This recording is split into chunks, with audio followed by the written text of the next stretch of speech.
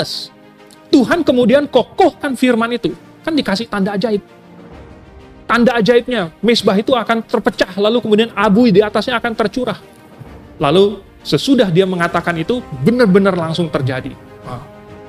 Jadi itu adalah satu bukti, terutama pada zaman dahulu ketika Tuhan masih menurunkan wahyu, bahwa suatu firman berasal dari Tuhan kalau ada tanda ajaib yang tidak mungkin manusia bisa lakukan sendiri. Sebelum-sebelumnya Tuhan sudah sering kasih tanda. Tandanya itu jam matahari itunya bisa mundur 10 tapak. Ada tanda ajaib lagi berupa tiang awan, tiang api. Tanda ajaib masukin tangan ke baju, keluarin sudah putih seperti salju, kena kusta, dan lain sebagainya. Tanda-tanda ajaib ini adalah pengukuhan bahwa firman yang diucapkan benar-benar berasal dari Tuhan.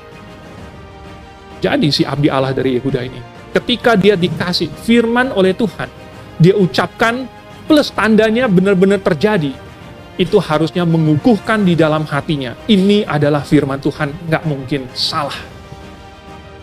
Lalu kemudian, Tuhan kasih apa lagi?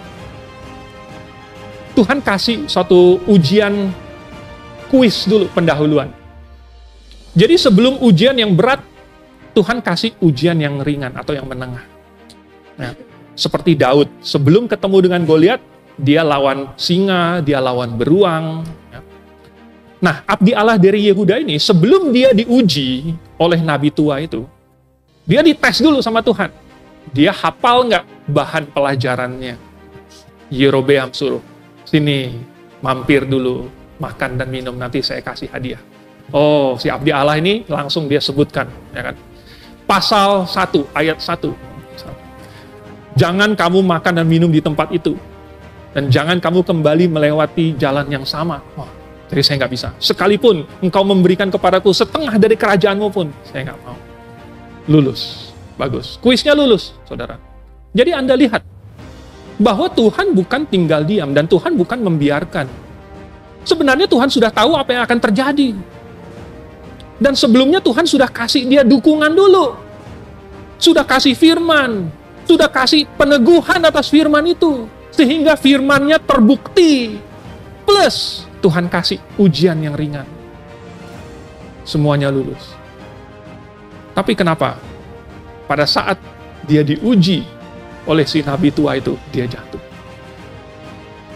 Seharusnya ada suatu alarm ketika dia mendengar ada firman lain yang bertentangan dengan firman yang sudah dia dapatkan.